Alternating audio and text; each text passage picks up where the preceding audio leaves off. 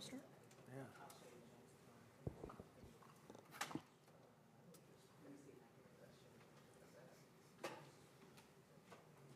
Okay, I think we'll go ahead and get started. Thank you all for coming. And Joyce, if you'd do a roll call, please. Dave Talley, Here. DeAndre Camel, Alyssa Dobbin.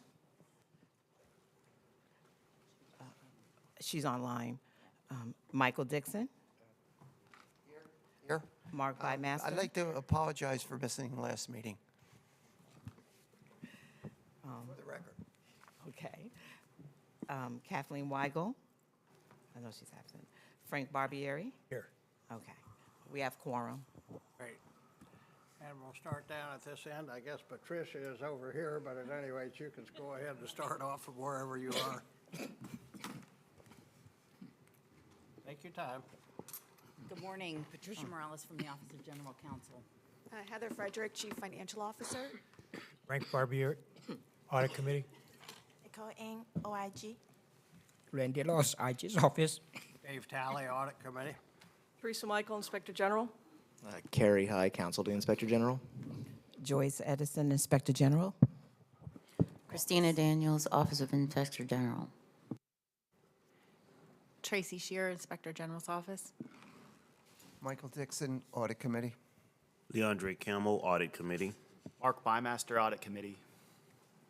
Okay, the agenda. Are there any additions or deletions, Terry, to the agenda? No, sir. Okay, if not, I'll accept a motion to approve the agenda. Motion to approve. Is there a second? All in favor? Aye. All opposed? Passes 6-0. Next, take a few minutes and review the minutes of the February 14th meeting. And after you've had a chance to review those, I'll accept a motion to approve that.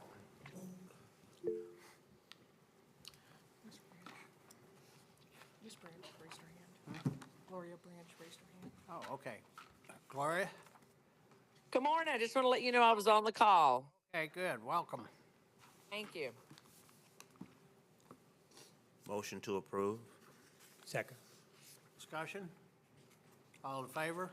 Aye. All opposed? Passes 6-0. Okay, public comments. I see no public, so there won't be any comments. We'll go next to the IG update. Terry.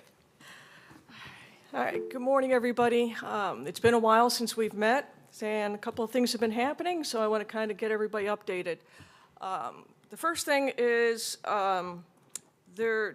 and I know that I've given my word to the Audit Committee that there would be no changes to a policy of ours without first running it by you, but there was a change that I found out about last night that was due to some legislative issues.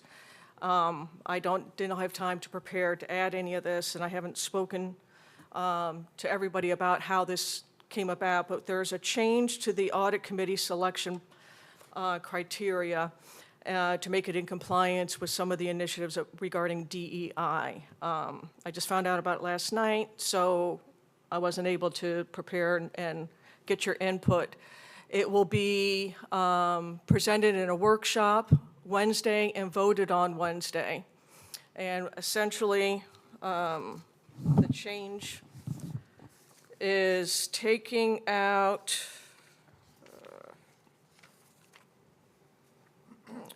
composition and appointment. The school board members are encouraged to take into consideration representation from various racial and ethnic groups, and that's being stricken from the audit committee policy.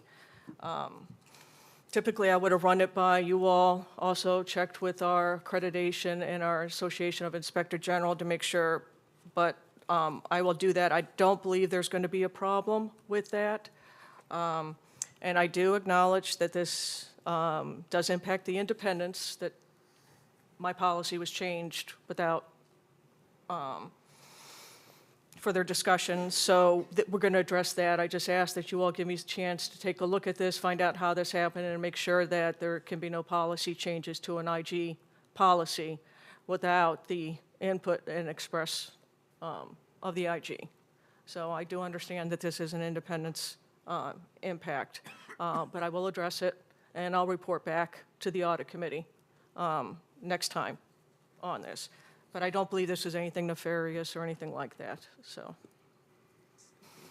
Ms. Michael, yes. We can give a little bit of insight on that.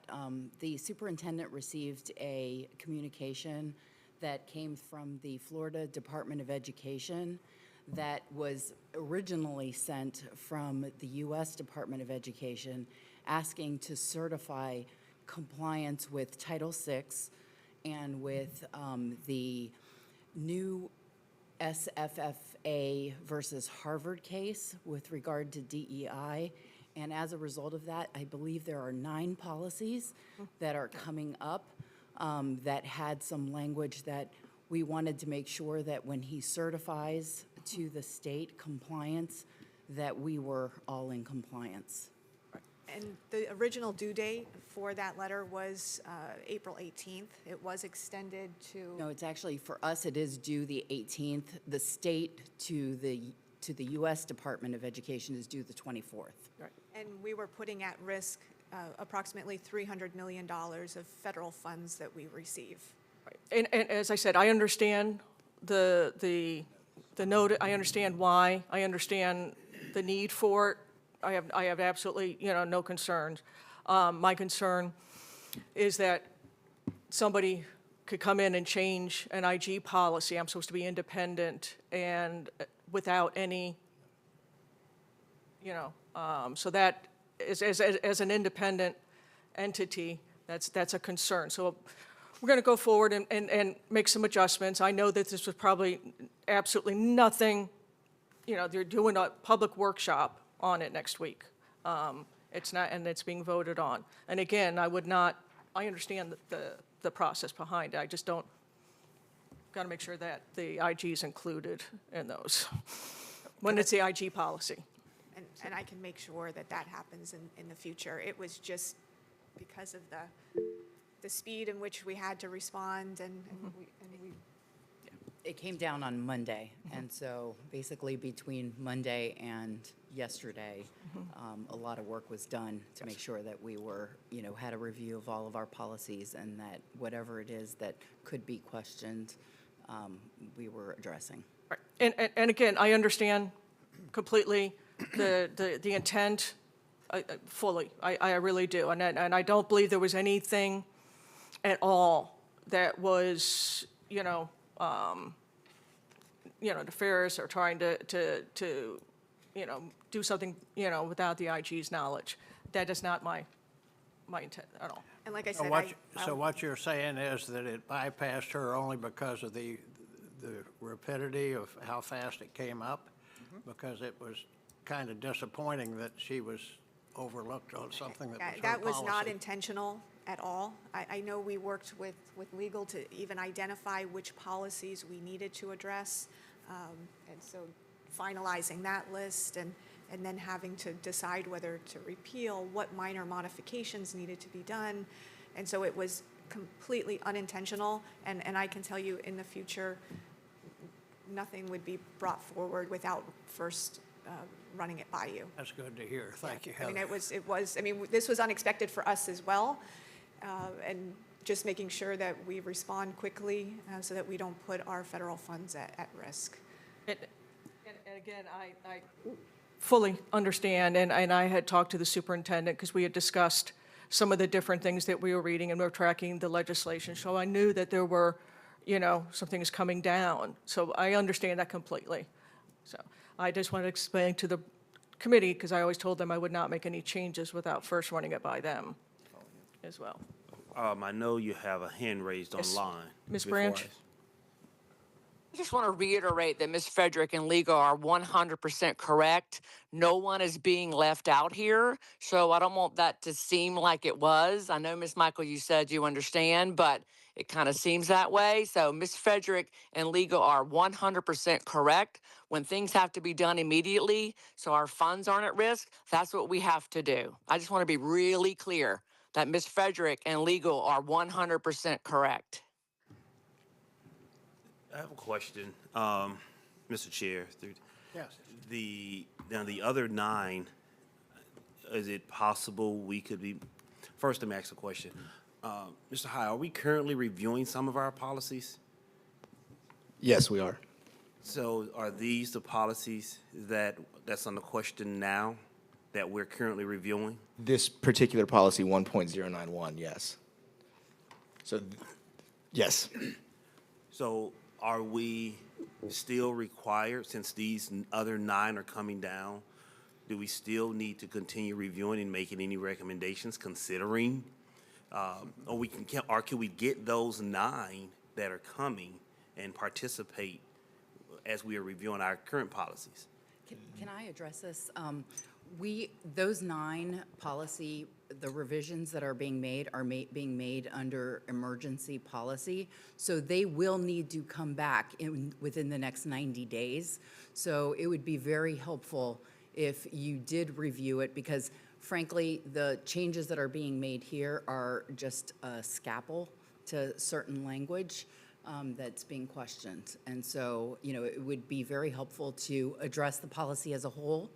And, now now we have a timeline of 90 days really in which to do it. So I don't know if that answers your question, Mr. Campbell. Yeah.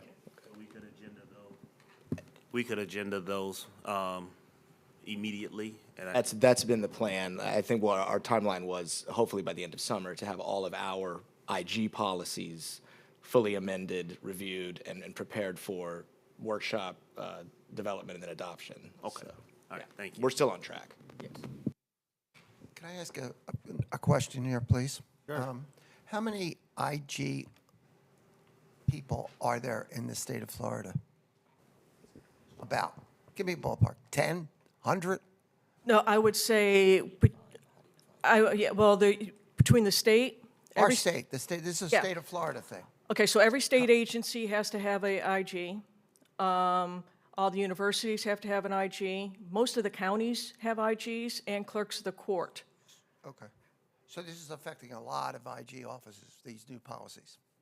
Not just this school district here. Right, there's quite a few, and I'm going to go through some of the legislative things that are coming down, that's next, that we're changing, and that's one of the things that have kind of slowed down some of our process is changing, because there's some legislative bills that are going to impact us directly, and I didn't want to go forward with the change and then have to go change it again because legislature, so we've been watching, and that's what my next update is.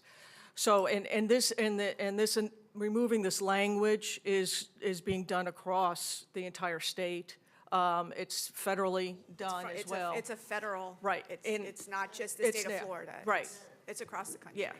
And there is absolute, and looking at everything, the change, it makes sense. I understand it. It needs to be done. I have absolutely no concerns with that at all. I do want to make sure that because the Association of Inspector General has its own diversity, inclusion, equity committee, I want to make sure that, what are they saying? I need to consult with them. Just to make sure that we're not running afoul of our association. Just things I need to make sure that we're covered with, and we'll run through this. But my word to you all was that I wouldn't change anything, and I didn't want you all to believe that I was doing that without your knowledge. So, all right. So to go on to the legislative change, I believe that's next on the, legislative updates. Okay. There's quite a few that the legislature's been busy, and I think they're giving the general counsel, the chief financial officer, as well as everybody an ulcer. So one of them is a CS for SB 166. It's administrative efficiency in public schools. This is currently in messages in the House, and this will affect us where they are repealing the requirement that schools have an internal audit office. They are also repealing the requirement, all the requirements for the risk assessments that we do, the internal funds audits, the whole section is being removed. So that has a direct impact that would, affecting the office. So that's 166. Can I interrupt for a minute? The fact that these policies are saying that they're not requiring these types of actions at the school levels, the district levels, doesn't mean you have to remove them. Correct. It's just a requirement that. Right. All right, well. Right, yes, and I've talked to the superintendent about this, and the last thing he wants to do is not have an internal audit. He wants the internal funds audits to go on, but this is something that will have an impact. Okay. The next one is the CS for HJR 1325, succession to the Office of Governor Auditing and Government Efficiency. This one is essentially wiping out the Auditor General's office, which will have an impact down the road as far as what the Auditor General would be doing, because they wouldn't be there anymore. They're going to fall under this new position, which is a cabinet position. The next one is PCB 2505, or former HB 5009. And this is taking the Auditor General's office and moving that under the Florida Accountability Office. And again, it would have an effect because it would change it. They would also make the Florida Accountability Office divest into two different sections. One would do the normal fiscal audits that the Auditor General would do. The other one is going to do more operational performance audits, also whistleblowers. So it'll affect the external audits that we have and who will be doing it. Again, we're just watching it to see and looking at the requirements to make sure that all of our policies will be in line with that. Is there any questions about those wonderful bills? Okay. It is what it is. It is, so let's move on. Yeah. Okay, next up is some great news. CFA accreditation. We have passed our Commission for Florida Law Enforcement accreditation review. The team was here. They reviewed the investigation section, and we passed. I will be appearing in front of the Commission for Florida Law Enforcement in May or June, in which they will award it unless I do something really stupid from now until then. We will get that, yeah. Also, That's great, congratulations. thank you. That's And great. this was, the investigation team really did an amazing job, our accreditation managers and everybody. The next one is the Association for Inspector General Peer Review. And this is the letter that we received. And this is the review that looked at the audit, contract oversight, quality assurance, and administrative functions of the office, and we passed that as well. There were some recommendations that they made. One of them is that, and you're going to, kind of laugh at this, but we need to get digital work papers. We're still in paper driven. We were able to find out that there is a way to leverage our current case management system that we use for investigations for audit, which would be a huge cost savings. Because the audit software is, as I'm sure Ms. Frederick would know, is very expensive for a standalone. So if we can leverage that, especially in the tight financial times that we're in, we'll definitely do that. So that's one recommendation. The other recommendation was that we obtain subpoena powers. One of the problems that we've run into is that we can go so far with some of our investigations and audits, and then we need bank records. This especially happens if it's a charter school or a vendor. And what we are forced to do is to turn this over either to the state attorney's office or law enforcement. School resource officers, this law enforcement department here, they're stretched thin making sure to provide security, much less to do a complex white-collar fraud case. So if we were able to get those records, present the completed report to them, and then they can then move forward if there's, a need for criminal prosecution, they would be able to do that. Most IGs, like the county IG, does have that ability. They have subpoena. It's not unheard of. It's matter of fact, it's the gold standard for IGs. And that was one of their recommendations. We have one audit that's been sitting, waiting for, some action from outside entities that we could have taken care of if we had that power. And that's been for what, a year? Yes. So, And again, we don't have the control of that, so that's something that they recommended, and we're moving forward with that. They also made a recommendation that we return to our original structure of having a separate unit that does performance and operational audits, and then you have the internal funds audit section, so kind of separate the two. And they also do more contract reviews and procurement reviews. I agree.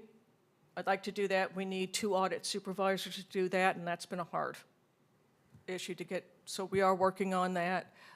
We have the position. It's not like we're asking for a new position. We already have it. It's just a matter of finding the person to fill that position, but we are actively working on that. But other than that, the audit team did an amazing job. It always is stressful when the auditors are audited, but I really wanted to congratulate Randy and Nicole for the excellent work that they have done and the whole team. And thank you very much for taking one big headache off of my hands. I appreciate it. And also, I'll just mention that this Flora Miller, the one that's a team leader, she and I had a Zoom meeting, and she chatted with me a few minutes and asked me some questions. And, I just assured her that everything was in line and that Terry was doing a good job. So just wanted to let you know that. And that's it for my updates. Okay, any questions of Terry? One question, Mr. Chair. The likelihood of some of these things being implemented, in what's the time period of some of the implementations that you just spoke of? The electronic work papers, right now, I'm speaking with the Inspector General that was part of this team, because she did the same thing. She leveraged it. So I need to sit down. Oscar Restrepo, who is the Director of Investigation, is most familiar with that software. Randy, and the IG are going to sit down. So I'm hoping by the end of the summer, we will have that where we can at least figure out the price, the cost, and depending on, again, the budget too. I mean, we are hitting a major shortfall, so although this is I would like to have, it is not a necessary, so I'm not, have to be careful on that. The subpoena, we're moving forward on that with our policy change. So as soon as we get that, I forgot to mention, one of the bills, 166, is changing the, how we have to go through and get policy change and taking it through the formal rulemaking process. If that goes through and still remains in there, we won't have to go through the extreme Byzantine rulemaking process that we do currently with policy, so that might speed things up. And then lastly, finding the person for the supervisor position. I am hoping that maybe with the, I hate to say this, but the federal auditors that are finding themselves looking for a job maybe now, or maybe some of the Auditor General auditors might want to come and work in sunny West Palm Beach. So we're hoping to kind of take advantage of the fact there's some excellent talent that are at those 2 offices. So I've got my fingers crossed. Then for the future reference on that change to the Auditor General, that might have extreme effects on all the procedures and policies in the Yes. near future. Yeah, so that's why we've kind of taken a pause as I watch that. And the Auditor General does some amazing work, and they do a lot of work here. So, we're waiting to see how this all shakes out, and I'll keep you all updated. Well, again, on behalf of the whole audit committee, I commend you, Terry, and your staff for coming up with such a great peer review opinion. So congratulations to all of you. You're doing a great job. Okay, if there's nothing else there, we'll go on to the fiscal year 2024 internal funds audit. Nicole? Good morning, everyone. Nicole Ain, Supervisor of Audit. Today, we will go over the results of the fiscal year 2024 internal funds audit. We completed all 177 schools this year, thanks to all the hard work of all our auditors. Our annual audit of the school's internal funds is mandated by the State Administrative Code and has specific requirements, including that we must present these signed reports to the school board and include comments about financial management and non-compliance that we notice while our team is at the schools. This also includes any failures that do not comply with Florida statutes and those that do not comply with school board policies. This is not only a financial audit, but it's also one of compliance. So here is the background of what are internal funds. This is money collected and spent within the school for school activities. This is considered non-budgeted funds. These are items like field trips, athletics, fundraising, after-school programs, and any money collected at school sites. Each school has a checkbook with multiple accounts managed by the school treasurers, tracked to each activity, including input and output of money. This is the money used to finance activities that are not otherwise funded through the general budget.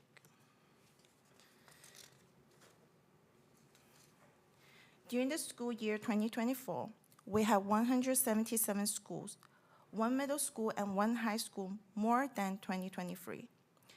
There was a total revenue of $53.5 million and a disbursement of $52.4 million.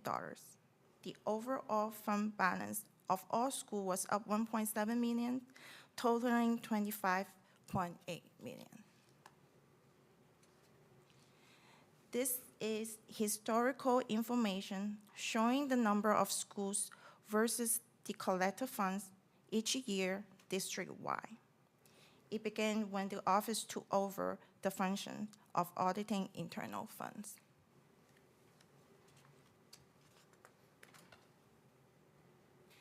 This is the average school balance broken up by region and level and presented each year as a general information.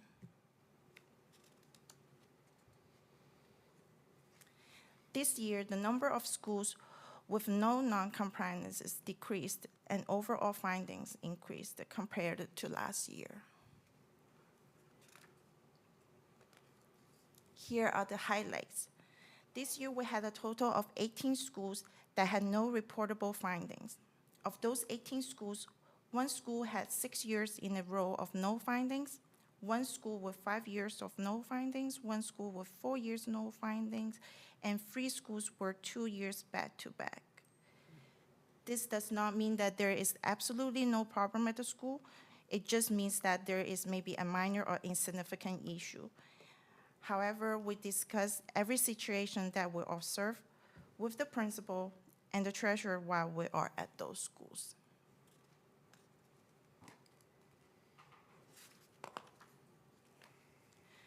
The overall conclusion fall into 3 major areas, and we will talk about each: disbursements, money collections, leasing of school facilities. Beginning with disbursements, there was a total of $52 million spent through internal funds via checks, and auditors tested 3,968 checks, totaling $11.2 million, which is 21% of the checks written to outside vendors. Our sample of disbursements excluded void checks as well as checks written from schools to the district. The schools also spent $16.8 million through P-card purchases, and auditors tested 1,828 P-cards transactions, totaling $1.5 million, 9% of total P-card usage. We look at the documentation for completeness to make sure that it gave enough details to explain what the purchase and purpose was for. At 37 schools, we had no supporting documentation of the purchase, such as invoice or pay receipts for payments through school checks. 104 schools had insufficient documentation, such as vendor account statements or packing list without details of the purchase.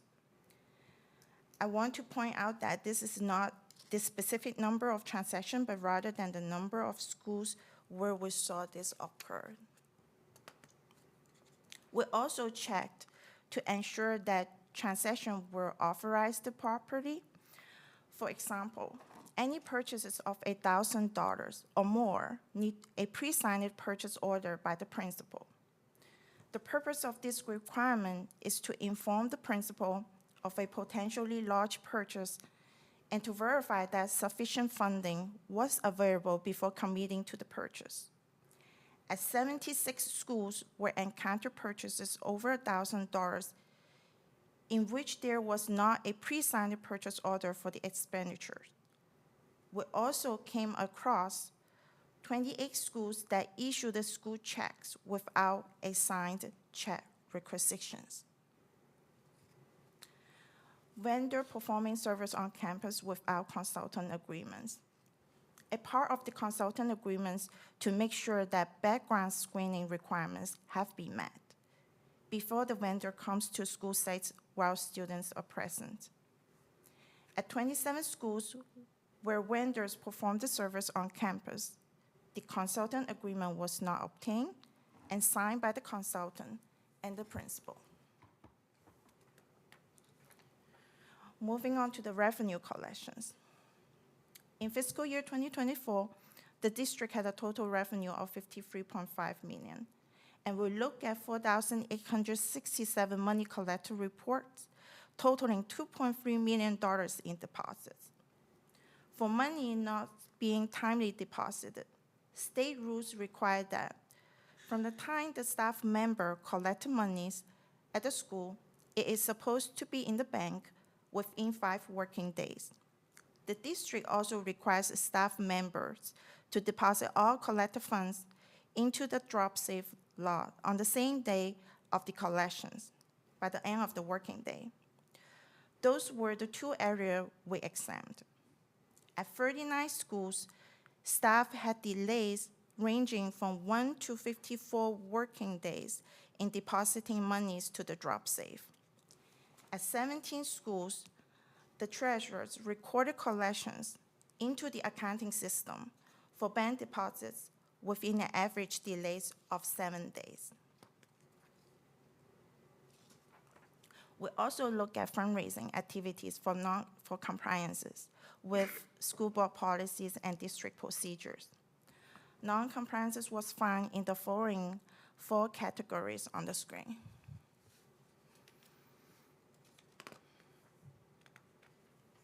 First, insufficient or lack of documentation of products for resales, for example, yearbooks or T-shirts.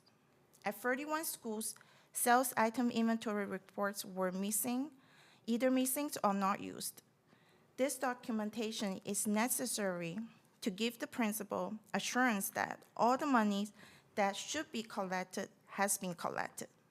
It's a way for the schools to reconcile the collection to what they actually got to deposit for. At 24 schools, the sales item inventory report was found to be incomplete. We also look at authorizations. Fundraisers must receive pre-authorizations from the principal before they can start, which includes approval for purchasing or selling activities. At 13 schools, fundraising applications were missing. In addition, another 12 schools started the fundraising activities before getting approval from the principal. At the conclusion of the sales, schools are required to present the sales item inventory report to the principal for approval. This report allows the principal to identify any excessive, given away, or lost items and their respective reasons, as well as the remaining inventory in stock. At 16 schools, the sales item inventory report was not reviewed or signed off by the principal. The district mandates an annual online training for all activity sponsors who are planning to hold a fundraiser. This e-learning course helps the sponsor stay up to date on any changes to the procedures. At 22 schools, the sponsor did not complete the required training.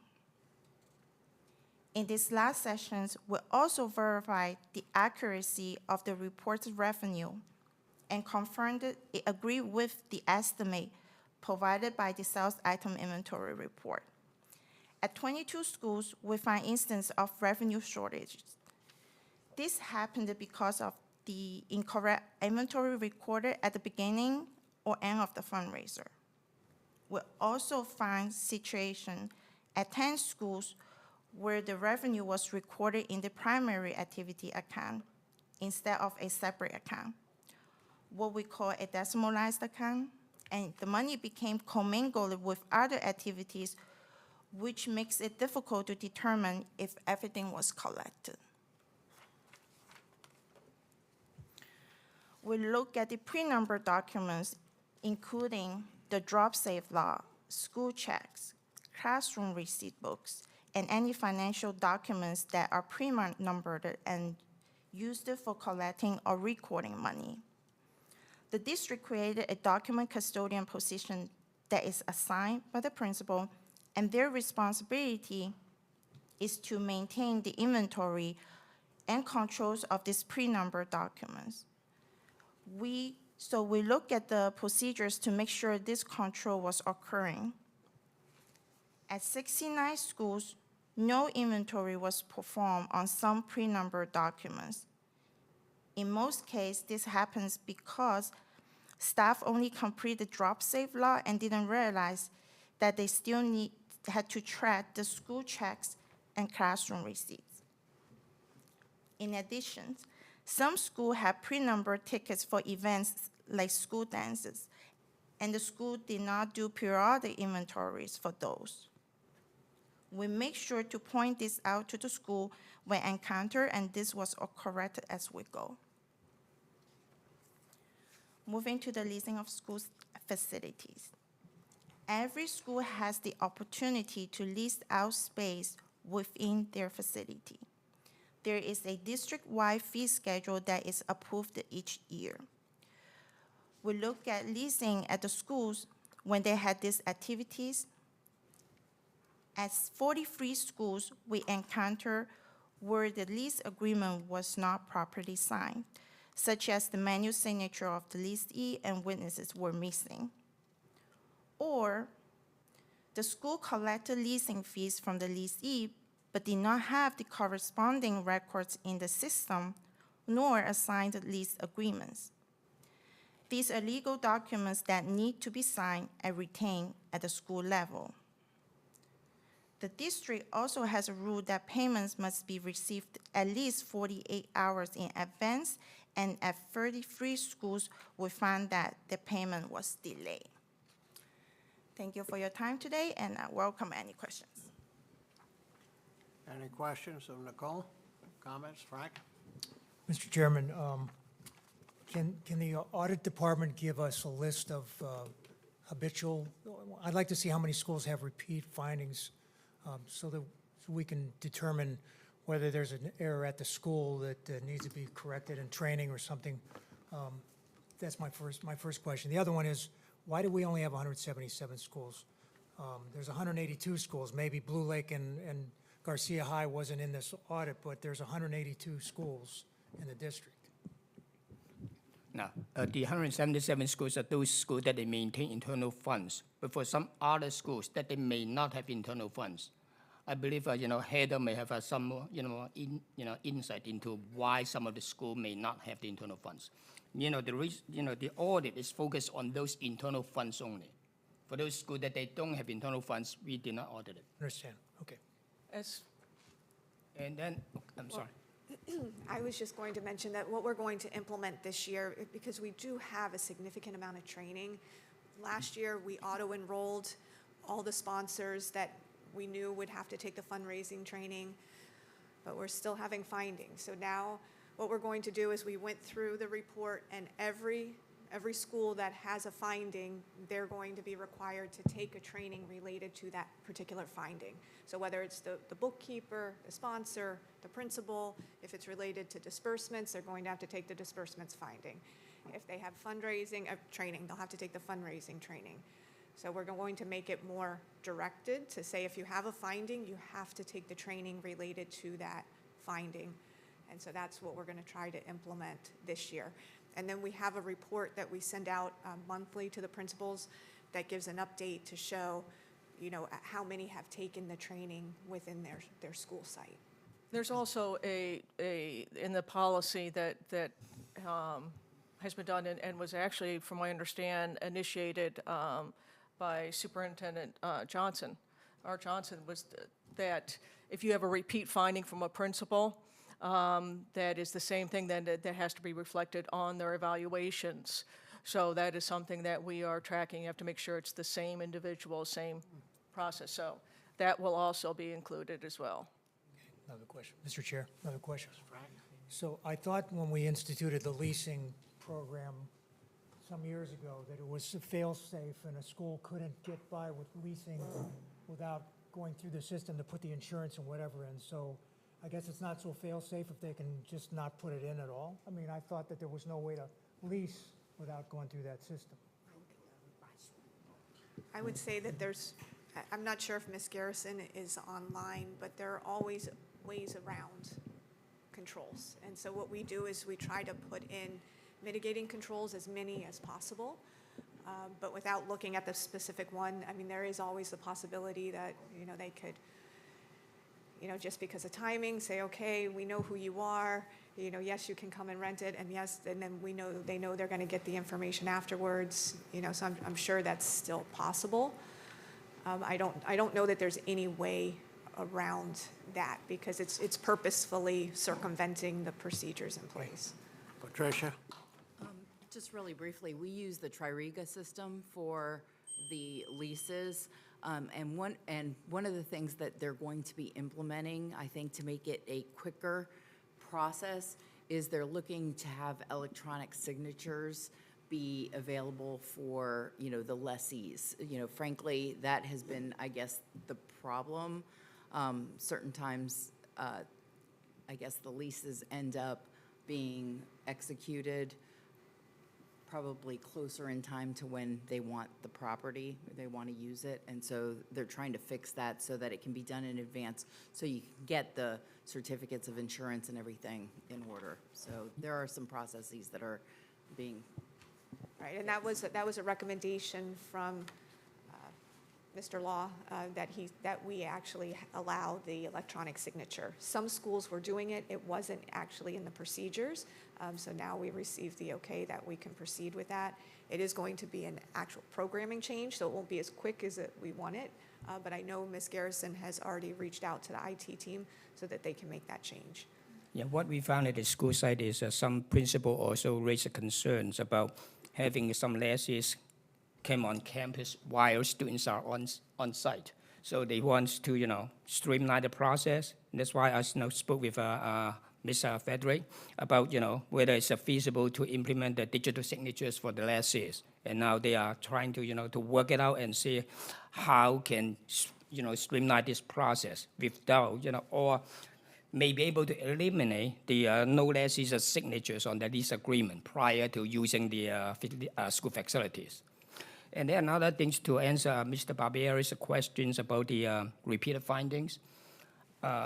Joyce has some difficulty in pulling up one of the reports. We generate reports every year by school showing which findings that they have been repeated or no findings. You know, list out each and every findings. And then with the check marks for the past 5 years.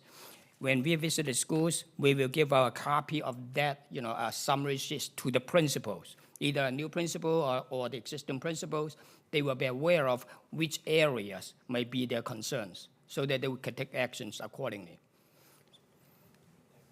And we've been very fortunate that both the CFO's office and legal and the superintendent's office, that when we're making recommendations, they are acting on them. they are implementing them. They are doing the best they can, like the digital signatures, going cashless, for many of the schools, doing a lot more electronic, a lot more. So we are getting some very good responses on the recommendations and the follow-up and good cooperation from the stakeholders on implementing those. So we've been very fortunate. Okay, any other questions? I have a couple. Yeah. Go ahead. Just one comment. I know the violations are tracked by school, but are they also tracked by the personnel involved? To where if they're switching schools, if they're still repeat offenders at a different school? I'm just wondering if that process is being tracked also. We do have a list of which staff members did not comply with procedures, and then for those more critical areas, we give the information to our accounting service people too, so that the accounting department can provide the targeted training to those individuals. And one of the advantages of having an IG versus just an internal audit is that when when audit is out doing these internal funds and they see an issue and they're looking at, oh, this has happened before, oh, this is the same thing, that will trigger, Mr. Law will come in and speak to myself, and a lot of times what we found is that we then initiate an investigation, because you might have somebody that is actually intentionally circumventing it, and we will start an investigation from that. So that's the good part about the two units working together. So they will redo that, and I think we've had 2 or 3 just this year that have started that way. And we'll at least do a review to make sure that this isn't just poor training, but, if it was nefarious or intentional. Oh, another thing I want to update you is this committee also recommended whether we can move to more cashless, and you can see the revenues in the internal funds have been reduced somewhat, because 2 years ago in fiscal year 23, they implemented a new software for the after-school program, which incorporate with online payment features. So there's no longer, most of the parents now are paying online, and those money will go directly to the budget account without going through the internal funds, meaning that the school people will collect less money. The after-school program accounts for over $30 million a year. So hopefully, over the years, we may see a bit of reduction in the cash handled by the school side. It reduced the money handling risk too. Yeah. Thank you. Thank you so Any much. further questions? Yeah, I'd like to make a couple comments here. Nicole, good job on that presentation, number one. Number two, we've been talking about these internal funds for years, and it appears that they're growing every year by 2%, 3%, whatever that number is. I think my own comment here as a committee person, this is too global for me to come away with anything positive or negative. It's too global. There's no dollars in here. There's no material concepts in here. Numbers of schools doesn't matter to me, because you could go on there for a $100 mistake, and that's a school. But going back to the spreadsheet that's in here, which is a great spreadsheet, I think part of this report should have supplemental information. For example, last year's needs serious attention should be addressed, and whoever it was, and the auditor should report there is still a serious problem, or it's been fixed. That tells me globally, I don't have to deal with the percentages and the numbers of schools and things like that. I would like to add that as a constructive comment in a report, as a supplemental. I don't want to touch your report, because your report is very detailed, and that's fine. But I think supplemental because I read this, and I'm thinking, oh, is it $100, or is it $100,000, or is it $10,000? Because that's really what's important, because materiality is important. And numbers of schools really doesn't do too much for me. But Frank, you had a good point. I just said it. They bring back what was wrong last year, what we saw really as a problem. And the other part of this, which is really confusing, is turnover. Serious turnover. And I understand that defeats the purpose for compliance when you have 40 people, new treasurers last year. I think it was 40, 42, whatever it was. So these are just things that when I read it, I was looking for like feedback on this. Like, could the auditors say, we have this turnover at 42 people, but you know what? We still are improving for this reason, and not just blame turnover. That's all I wanted to say. Thank you, Michael. I have a question. Terry? The document custodian, is that did I hear that to be a new position? No, it's not a new position. We have a supplement for the document custodian for the drop safe log, and that was something that was implemented at a recommendation, I believe, of Mr. Barbieri. And that was where, so we are making sure that they're doing the inventories on the drop safe log. It's just there was confusion that they didn't realize they had to do everything else as well. So that we're just making sure to re-enhance that training and reinforce that training that you still have to do it with the checks and all those other categories as well. So that's why for everybody who has that particular finding, they're going to have to take the pre-numbered documents training. Okay, understood. Thank you. The other thing I do see on page 17 of the report specifically, there were some decreases from prior year, some improvements made. I also saw that there were some other things made as well, so we still have some work to do. So increases in like the ticket sellers report, that increase. I don't understand how is it that certain things, not just on the leases, some of these requisitions, and maybe this is just because from a professional space what I do, how is it that checks are paid and there's no authorization from the principal? For the internal accounts, it's a very manual process. They do not utilize an ERP system like we utilize for the bulk of the district budget. And so it's a paper requisition, paper purchase order. They're checks that are signed. And it's due to the amount of the staff that they have available at the school sites, the technical abilities of those staff, and then just also the timing. We have looked to centralizing it and having those schools route everything through the district. We have our AP department process the payment. It is just not possible because the pizza guy is here for the fifth grade class celebration and somebody forgot to tell them, and then how are we going to get that check written quick enough? And so that's what a lot of it is, just how a school operates. And so we try our best to put as many procedures in place and as many mitigating controls in place as possible, but it's just the way a school operates. And so, I do appreciate the comment with looking at the materiality, because a lot of these are very small dollar amounts, although procedures need to be followed every single time.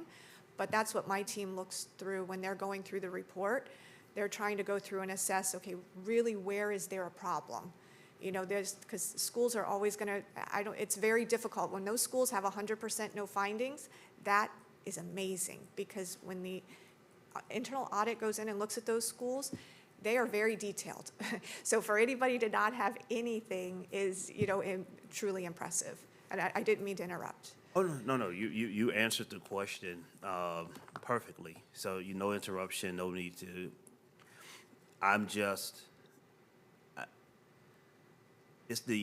So the checks could get signed. So all this rests on the treasurer. So that's my real question.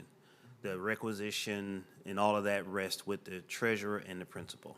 It does. Okay, all right. And what I think we've seen is a lot of times that the principal has a lot on their plate, and they are counting on that the treasurer, the bookkeeper, has done the paperwork and has had the orders and has done that. And to come to find out, sometimes they lose it, sometimes it just hasn't been done because they're doing so many things. But I believe a lot of times the principals are trusting that the bookkeepers are doing the documents. And we are working with our current school cash vendor, which is what we use for our school sites, which is pretty much, It's even easier to use than QuickBooks. It's ins and outs, that's it, at the school level. But we are working with them to see whether there are things that they can implement within that system where we can have, at least electronic requisitions, have the checks go through that system to create some of those controls. But it is things that would have to be built into the system. So we are working with them to try to implement that. But it's not, that will take more time because it is an outside system that we're utilizing. But I'm excited to read about the successes that we are making from 23 to 24. That is good. I do recall some time ago, our conversations over internal funds were not as pleasant. This is a little more pleasant, a little more easier to read because it's down to procedures. But what will it take for us to have a dollar amount associated? Is that a lot of manpower from the office when you are presenting the internal funds to include that dollar amount? So we're just not so much from a just knowing something we want to, as we said this morning, sensationalize. However, we just want to know if it's how significant the finding is, if it's $100 or if it's $1. Will do. We'll do next year and try to capture all the dollar amounts in terms of the. Actually, we do have the number of transactions and the dollar amount that we sampled it, and the dollar amount and number of transactions with exceptions. But the problem here is, a lot of schools have, like Mr. Dixon already pointed out, a lot of schools had a change in personnel. When you talk about the repeated finding, that repeated finding is not related to the same person because you have change in personnel. The new people may not have a good understanding yet. Maybe they're new bookkeepers, so that may be a problem that contribute to, increasing number of findings or no reduction in findings. That would be very helpful. I'll tell you on page 17, inaccurate information, because there was a 69% increase. Is that actually cash or is that just paper? It says revenues. Is that real revenues problem or is that just a paper Sorry, missing? which page? Page 17 of this report, inaccurate information number 3, 22 this year, 13 last year, that's 69% increase. That I have to I mean, go back. that's where I want to hear what's going on. Okay. So like I said, we will try to capture all the information and then to present it to this committee, for the next year's audit. Okay, all right, that's fine. I'm still not answering the question, but. Okay, Gloria and then Frank. Hi, thank you. I just want to reiterate a few minutes ago, Ms. Frederick is 100% correct. The schools having been a substitute myself and being in a school every day, like she said, when the pizza guy comes, there's a lot going on. So you have to give them, a little bit of leeway on that because she is 100% correct. There's a lot going on at the schools. And for little things like that, you got to give them a break a little bit. Okay, thank you. Frank? Yeah, back to the leasing. I know the board gets sued on a regular basis for injuries. I'm not sure how many of those are associated with leased property, but when you do your audits, when the lease hasn't been done properly, do you check to make sure that there was insurance in place by the vendor? Is that part of your audit? Yes. Okay. Yes. And do you find many of those where they skip the insurance or the insurance was never? It's a small percentage.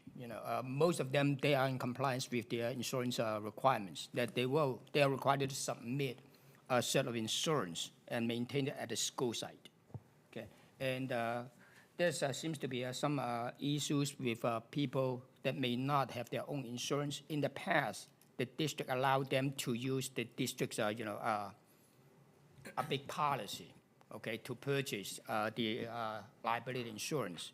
It seems that the district may, stop offering this option. I'm not sure whether it is or it's not going to be happen. Maybe Ms. Frederick can, chip in.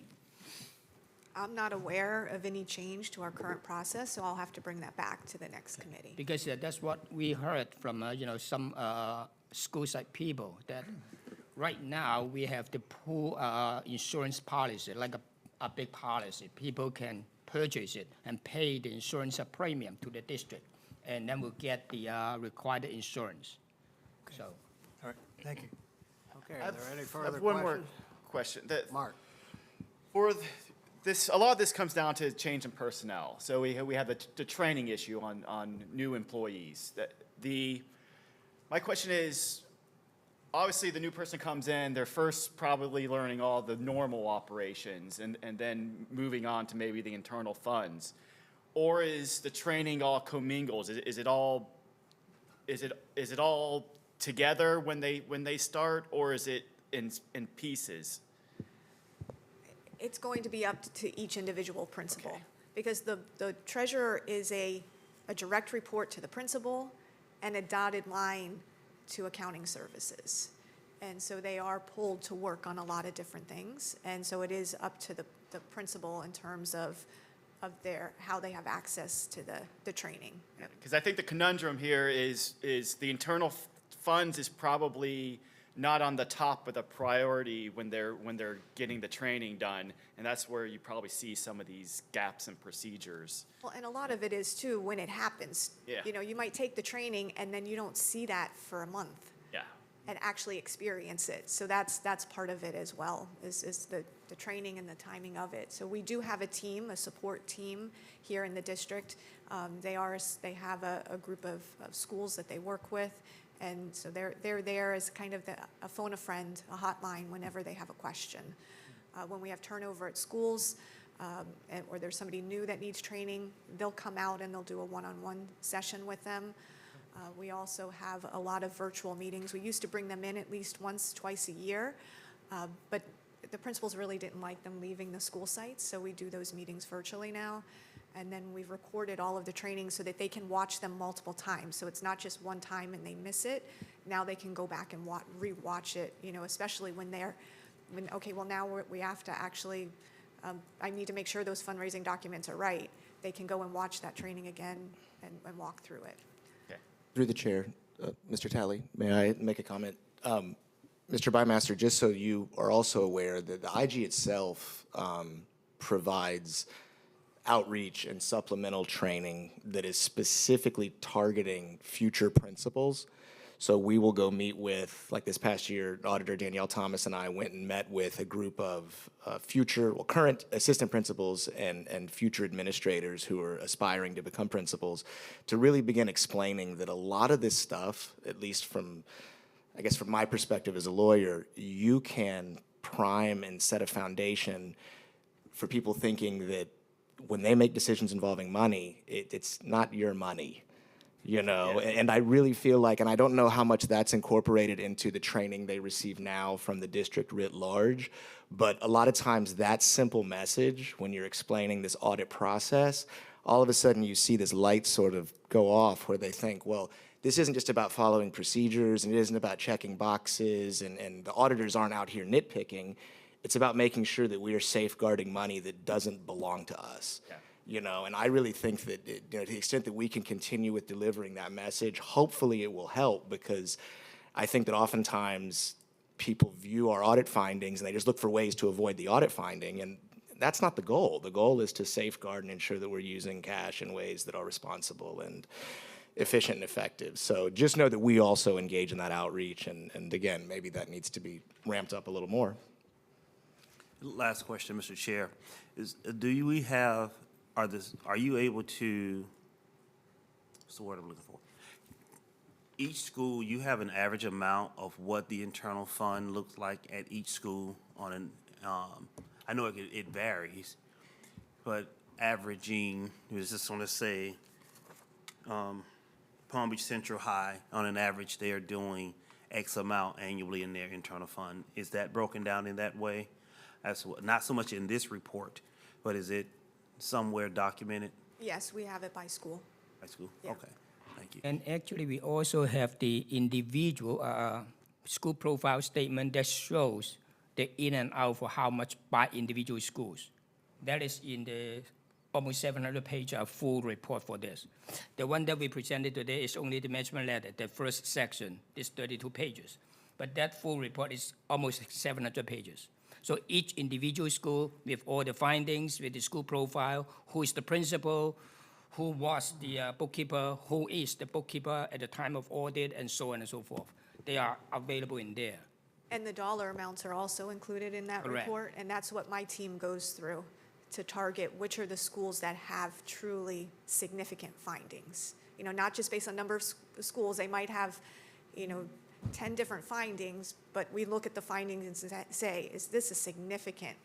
We look at it for materiality, and then target those schools for training. And we also will, when I'm review each school, after there's a synopsis that's written of the findings, and I review those as well.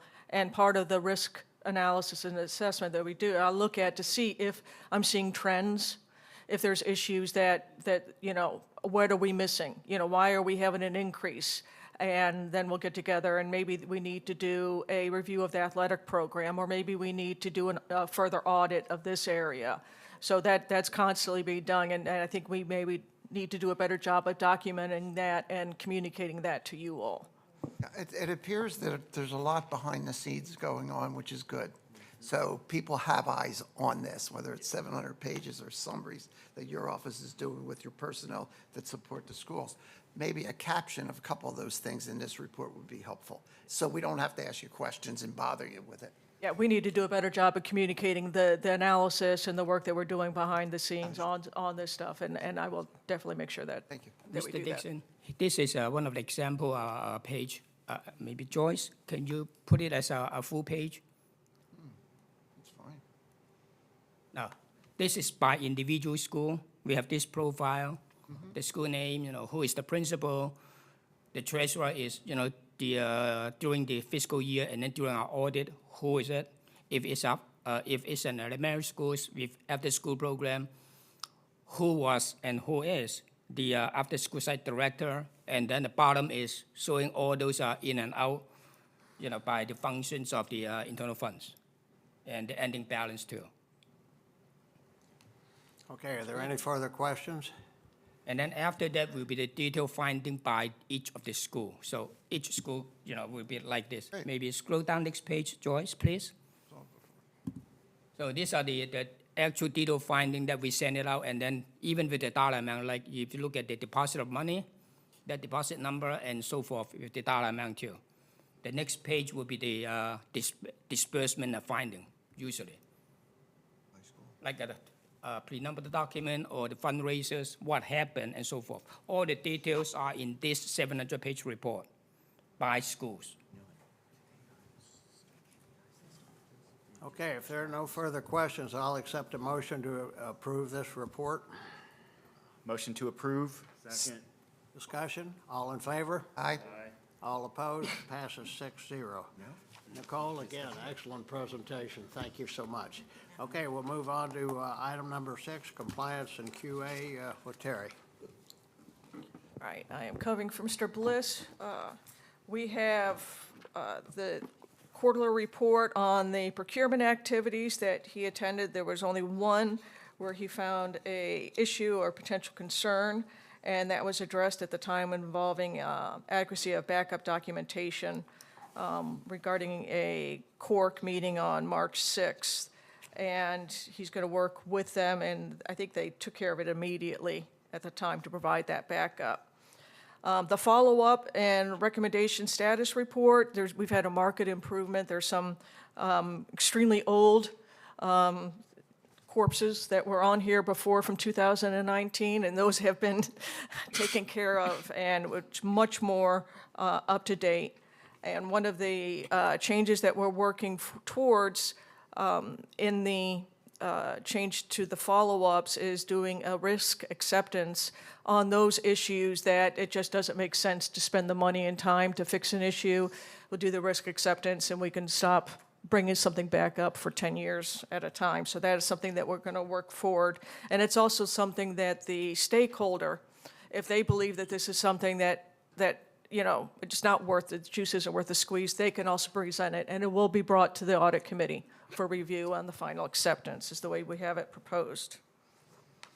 Can I ask a question going back? I'm sorry, real quick. On your procurement-related activity schedule, there's 3 entries on here with an architect, and it just says send it back because of concerns. Is that a normal thing, 3 times to meet with an architect for a contract? I mean, what are the concerns that keep coming back? Just a question, because it's in this report 3 times. Okay, so you're talking about the second page? I'm talking about the first page, third item down. Okay. For the Roosevelt High School. Okay, contract. Just curious, I mean. Oh, second negotiating meeting with the they- architect. And then they pushed it again. Is it just timing? There's not really an issue? It could be that, it could be scope, determining what is the scope going to be, because for the architect, in order to do the work, they need to have a scope of the plan. And so it could just be defining the scope, things could be coming up as they're going through permitting of they thought they could do, they can't do. So Typical. there's so much that goes into construction, and, you know, you're lucky if everything goes smoothly. I think that's more. That building's like started and it's sitting there and there's very little activity there. That's why I was asking. It's just Okay. sitting there. It seems like something stopped. Okay, I'll, Need a scope. yeah, so I will get back to, I can get back to the committee on that. Great. Gloria? Ms. Frederick, was that because, remember, they ran into some issues because of the historical stuff with the flooring? Because I was on the construction committee yesterday. I know they've had some issues with that, so I think that might be the reason. Just wanted to throw that out there. Okay, yeah, so I'll have to confirm, but I know that there's, like Ms. Branch has mentioned, there have been specific issues with that site. I'm sure. Okay, thank you. Okay, any questions of Terry on either of these reports? If not, we'll move on to item 7, the committee's review of Board Policy 2.62, which is the audit recommendations and follow-up. This was presented initially in February, and the board had asked for a month to look at it, and they've had 2 months now. So I wondered if there are any questions or comments to Carrie or to Terry. I just have a general question. Sorry, you can see I'm back to work here. The Audit Committee Policy 1.091, is there anything in there that really a committee person really should pay attention to that we don't already know? Because it refers to it there. In addition to the duties of Policy 1. I've never read that policy. I didn't even know it existed, but I'm here. So is there anything there I should pay attention to? Off the record, I guess.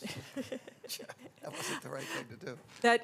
That policy is one of the policies that we are putting forward. One of the things that we're changing is, number one, is your responsibilities as far as if there's a independence issue, if you're supposed to assure that I get the information I need, that everybody's cooperating with us. There's also as far as if there's an issue where something is not being addressed, that you all communicate that to the board. And it's basically advising the board and consulting the board. My performance is included in that. And you guys do that through the evaluation, which, by the way, I am revising my evaluation tool. All right, to try to knock it down. I'm taking the general counsel's evaluation tool and I'm trying to use hers, because it's good, it's to the point, and I don't feel like I've had a colonoscopy that way, so. Crisp. It is, it Crisp, is. it's So refreshing. I'm taking a lesson from the general counsel's office there. Those are the general duties of that, and we are bringing that policy to you all for review, and before any changes are made, you all will have that. Okay, thank you. Thank you. Any other questions or comments? The only one I see is, and under the definitions, you have material weakness, but do you still have significant deficiencies? Should that definition be in there?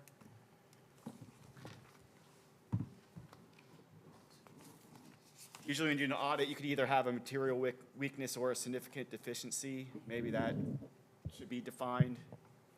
Okay, so adding significant deficiency as a Yeah. definition? Yeah. Okay. That would make sense. Yeah, and understand also that this is purely focusing on the recommendations and follow-up process that we are bound to use by our standards whenever there is an audit finding, really of any type. We have to make sure we follow up with the auditee to see if they are doing what needs to be done. Heather? So I have an update to Mr. Barbieri's question. So we used to have a pooled policy. That ended 2 years ago. The provider stopped writing that policy. Since then, Beacon Group, for any lessee that is unable to have insurance or find insurance, they help them find coverage. Thank you. Okay. Anything else? I'm going to go back to the recommendation implementation status report, and I just want to say thank you, Ms. Frederick. I also am recognizing the decreases and the improvements being made there, which you also passed that on to the CHO, the Human Resource Officer as well. So I'm watching the numbers go down and things being addressed from your office, so thank you. They appreciate it, and I think Mr. Butanowicz is on to, if you ask for an update on the background screening, they're down to, I believe, 146 that have to be the last few that are reviewed related to the background screening that have to be cleared out. So starting from wherever we were, 40,000 to be down to 176, it might be off by the next meeting. So I think that's our goal. Okay, anything else? Okay, we'll move on. The FYI investigations, the 3 investigations listed were previously sent to you by Joyce. Are there any comments from the board members? If not, I'll accept it. Our next meeting is scheduled to be Friday, May 16th. If there's no further business, I'll accept a motion to adjourn. Motion to adjourn. Second. Meeting adjourned. Thank you all for coming.